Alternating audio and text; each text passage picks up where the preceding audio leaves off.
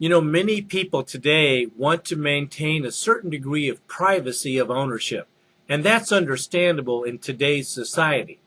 Hi, I'm your host, Attorney Michael Potter, and in this segment, we're going to look carefully at the Real Estate Privacy Trust.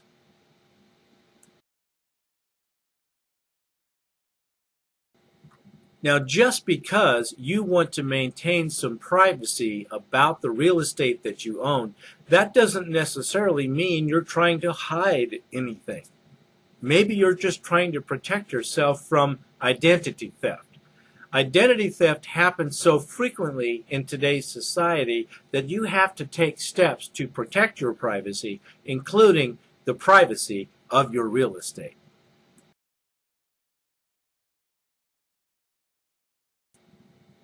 Not only is it important to protect yourself from identity theft, but you also want to protect yourself from the general public knowing everything about you. That might put you and your loved ones in a vulnerable position. So if you are an investor in real estate or you have any ownership of property that you just want to keep out of the general public knowledge, the use of a real estate privacy trust could prove very useful.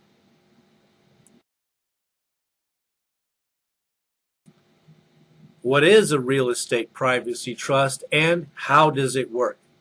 It is generically a land trust, but it must be written by an attorney who knows what they're doing and is updated on the changes that have occurred in what states allow for land trusts and how it can function in combination with other elements of your estate plan and asset protection planning.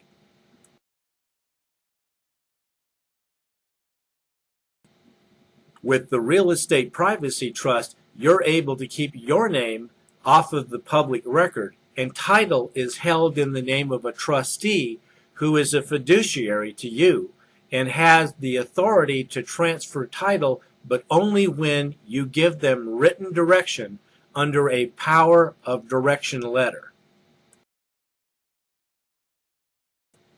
Other than that, the trustee has no power. They can only do what you tell them under the terms of the trust and under a power of direction letter, and they cannot take direction from anybody other than you. Now, the trustee does hold legal title. That way, your name is not on the property, even if the tax benefits flow through to you.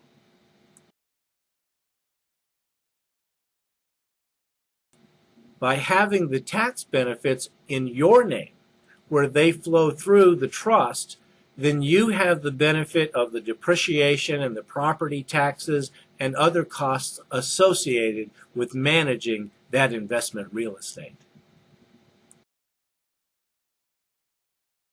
Now, of course, you're going to want to pick someone that you really do feel has the integrity and the personal honor to follow the terms of the trust.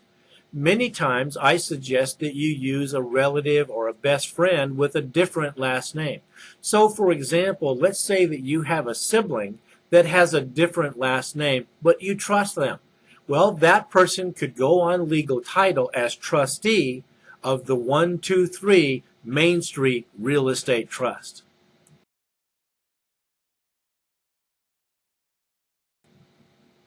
So let's say that your sister is the trustee of your real estate privacy trust. What does she have the power to do?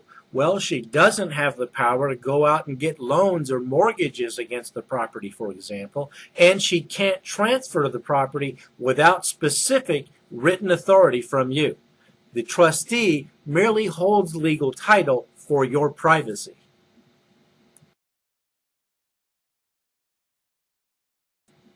Now, when I draft a real estate privacy trust for a client, I often recommend that they have a first choice, a second choice, and possibly a third choice as successor trustees, so that in the event something happens to your first choice of trustee, say they become disabled or pass away, then your second choice can step in. In the event that something happens to the second choice, your third choice can step in. Of course, Just like with the first choice, you want people that you feel comfortable will follow your instructions and have the personal honor and integrity to do what the trust directs them to do.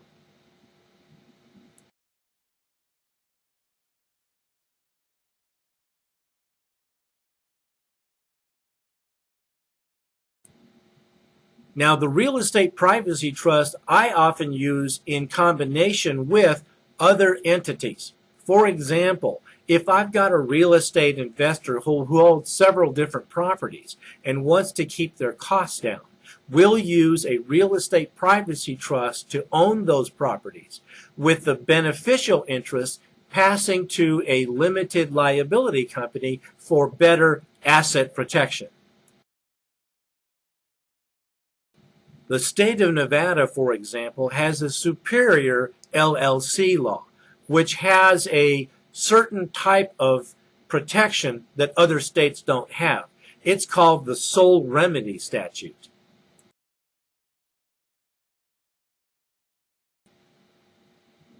By combining these two, you get the best of personal financial privacy as to the ownership of your real estate, and you have a measure of asset protection from lawsuits by using the Nevada LLC.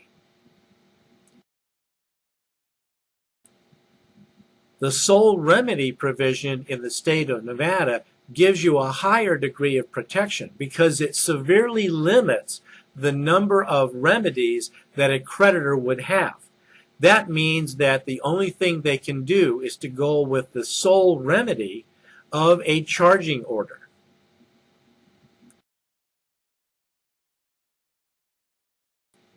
Is the real estate privacy trust appropriate in all circumstances? No, it's not.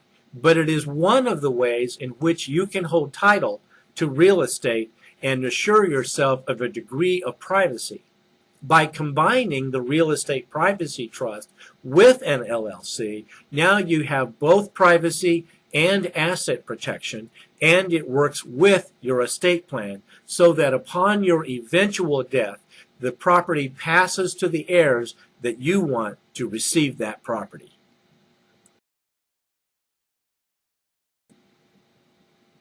Well, as usual, I've given you a lot to think about. This is Attorney Michael Potter. If you have questions, I look forward to hearing from you.